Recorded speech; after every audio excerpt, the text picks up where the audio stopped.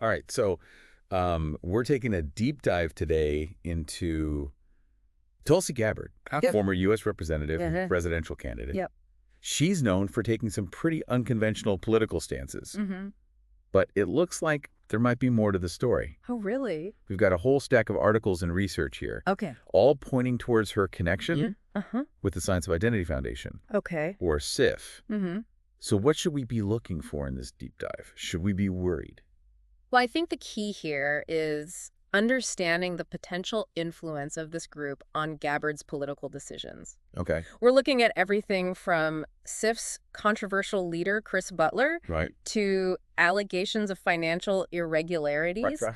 And most importantly, Yeah. the potential for this to make Gabbard vulnerable to outside pressure, Okay. maybe even blackmail. Blackmail. Yeah, but that's where the term kompromat comes into play. Kompromat. It's a Russian term for compromising material that's used for leverage, often with political figures. Okay, so that's a pretty heavy topic. Yeah. But before we get into all of that, let's Yeah. back up a bit. Okay. What exactly is SIF? SIF is a religious group that draws inspiration from a branch of Hinduism called Gaudiya Vaishnavism.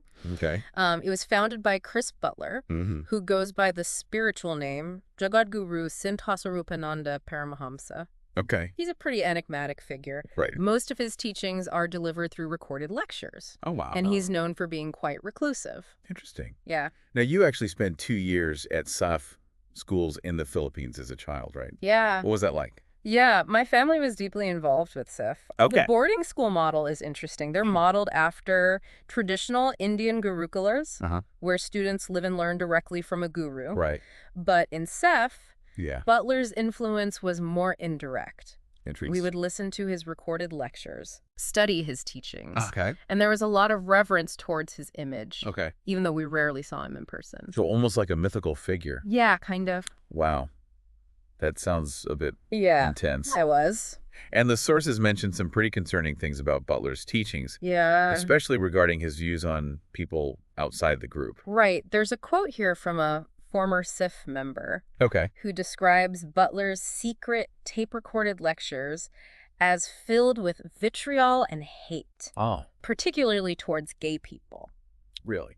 This is important because it connects directly to Gabbard's early political career, Yeah. which was characterized by strong anti-gay stances. That's a direct link. Yeah. But she later shifted towards more pro-LGBTQ plus positions, right? Right.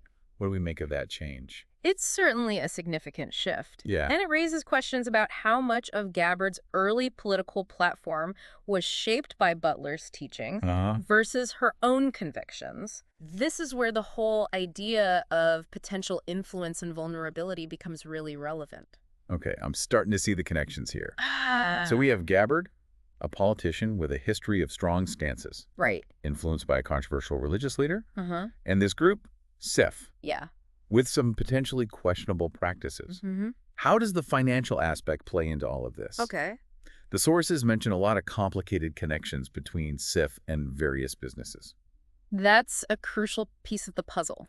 Okay. There are connections between SIF and businesses like Down to Earth Vegetarian Grocery Chain Okay. and its parent company, Healthy's Inc. Mm-hmm. We see key figures like Alan Tibby and Joseph Bismarck emerging here, Okay. both with ties to SIF and a history of questionable financial dealings. It's interesting that you mentioned Tibby. Yeah. One of the articles here details allegations against him in India Okay. related to financial fraud Mm-hmm. and a company called QNet. Oh, okay. It sounds pretty shady. Yeah. What's the connection to SIF? Well, QN, which has operated under several different names, is a multi-level marketing company that has faced accusations of running pyramid schemes in multiple countries. Oh, wow. Tibby, who's closely associated with SIF, Mm-hmm. was accused of attempting to launder money through various rent companies, Okay. including some linked to resorts and construction projects. So we're starting to see a pattern of potentially questionable financial dealings connected to SIF. Right. And to make things even more complicated. Yeah, It looks like Gabbard herself was listed as an agent for several SIF businesses, exactly. including Healthy's Inc. and Sunset Studios. Her name pops up in business directories, yeah. which raises questions about her level of involvement in these potentially shady financial activities, Okay. even if it was in the past. Right. This type of information could be used to create a perception of impropriety regardless of actual wrongdoing. Yeah, like there's a trail there. Mm-hmm. And then there's Sunil Khamenei. Yeah. First, he's a close associate of Butler, described in one source as his right-hand man. Uh-huh. Then he ends up working for Gabbard, Yeah. handling sensitive matters like fundraising and political relations within the Hindu-American community. Khamenei's role is definitely pivotal. Yeah. A former member described him as Butler's ninja Ninja. due to his behind-the-scenes influence within SIF. Wow. His move to Gabbard's political team suggests a continuation of that influence, Okay. potentially blurring the lines between her political decisions and the interests of SIF. It's certainly a lot to unpack. Yeah, And then there's this whole connection to India's ruling party, the BJP. right. Khamenei facilitated Gabbard speaking at an event hosted by Overseas Friends of BJP, Yes. a group known for supporting the party's Hindu nationalist agenda. Adding that layer of international political connections definitely complicates things further. Yeah. The BJP has faced criticism for its stance on religious minorities, Right. which adds another dimension to Gabbard's association with them. This is where the potential for conflicts of interest and external influence becomes even more concerning. This is all getting pretty heavy. It is. It sounds like there are a lot of potential red flags here. Yeah. But what does it all mean in the context of compromat? This idea of compromising material being used for political leverage. Right. How does this all connect back to Gabbard's vulnerability? That's the million-dollar question. Yeah. And it's where things get really interesting. Okay. We're seeing a complex web of potentially questionable financial dealings, controversial religious teachings, Right. and international political connections. All right, we've got this intricate web laid out before us. Yeah. Where do we go from here? Well, let's dig a little deeper into those financial ties between SIF and its affiliated businesses. That sounds like a great place to pick up. Okay. Let's keep going. Yeah, let's do it. All right, so we've got this web of connections between Gabbard SIF and some potentially shady financial dealings. Right. Before we dig deeper into those financial ties between SIF and its affiliated businesses, Yeah. what else is there? Well, let's go back to Down to Earth, Okay. the vegetarian grocery chain, Right. and its parent company, Healthy's Inc. Uh-huh. These businesses are deeply intertwined with SIF, Okay. and they've been at the center of some of those financial irregularity allegations. Right, and we were talking about Alan Tibby, Yeah. the figure connected to QNet and those accusations of money laundering. Can you elaborate on those connections? Absolutely. Remember, Tibby is closely associated with SIF, Okay. and he was accused of using various front companies, Right. including some linked to resorts and construction projects in India, to launder money. Okay. Some of these companies had connections to SIF, Right. which raises some serious questions about the potential flow of funds. So we're talking about potentially illicit money flowing through businesses linked to SIF, Right. a religious group that Gabbard is deeply involved with. Yeah. This is starting to feel like a real vulnerability for her. Exactly. It creates a narrative that could be easily exploited. Oh. Even if Gabbard wasn't directly involved in any wrongdoing, the association alone could be damaging. Right. And it gets even more complicated when we consider Joseph Bismarck. Wait, who's Joseph Bismarck? Oh. I don't think that name came up in the research I was looking at. He might not be a household name, Okay. but his connections are interesting. Okay. Bismarck is the managing director of QI Group, Cool. the parent company of QNet. Right. He owns 2 homes in Kailua, Hawaii that are reportedly used by Butler and his disciples. Oh, wow. He even listed the Science of Identity University as his education on his social media. Wow. So he's directly linking himself to SIF. Yeah. And if he's the head of QI Group, Mhm. which is accused of all this financial impropriety, Right. that ties right back to Tibby and those money laundering allegations. Exactly. Like a domino effect. And remember, you uncovered that Gabbard herself was listed as an agent for several SIF businesses. Right. That's a direct connection to these potentially shady dealings, regardless of whether she was aware of any wrongdoing or not.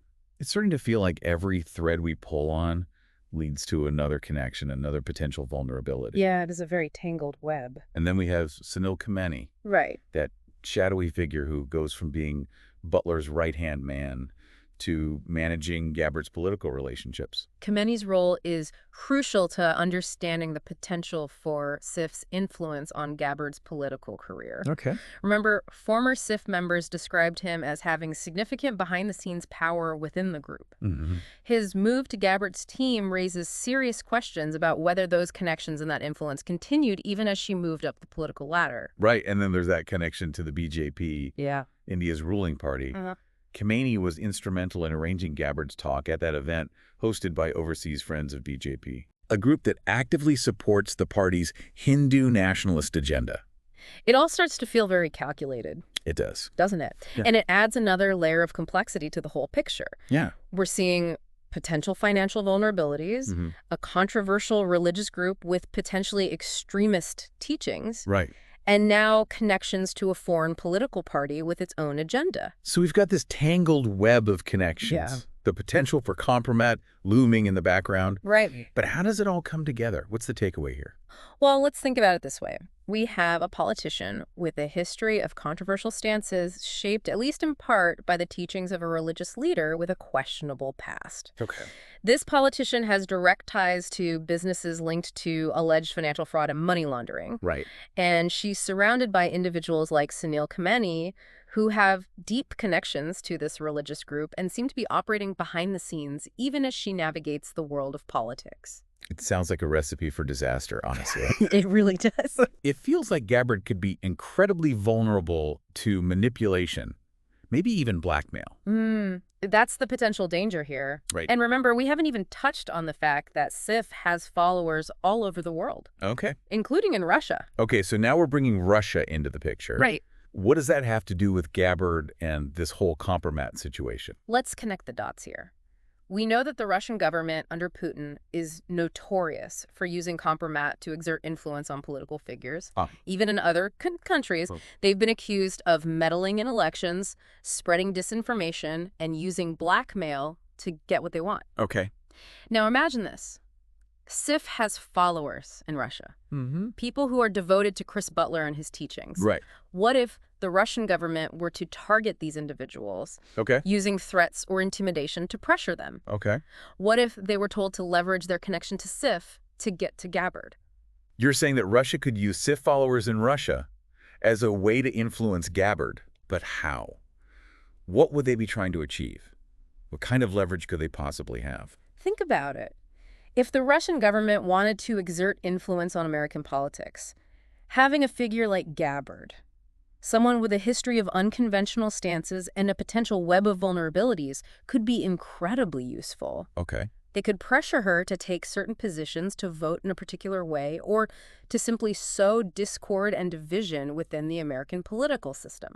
That's a pretty terrifying thought. It is. But how could they actually do it? What kind of pressure could they apply? Well, remember those allegations of financial impropriety linked to SIF. Yeah. What if the Russian government were to threaten to expose those dealings to make them public and bring unwanted scrutiny to Gabbard and her connections? Oh, wow. Or what if they threatened the safety of SIF followers in Russia, people who are deeply devoted to the group? So they could either go after Gabbard, directly threatening to expose potentially damaging information, or they could target her indirectly by going after people. She's connected to people who share her beliefs. Exactly. And that's the insidious nature of compromise. Right. It doesn't have to be a direct threat. It can be subtle, implied. A quiet suggestion that something bad could happen if certain demands aren't met. Right. It's a way of creating a climate of fear and uncertainty, making the target feel constantly vulnerable. Okay, so we've explored this web of connections. Yeah.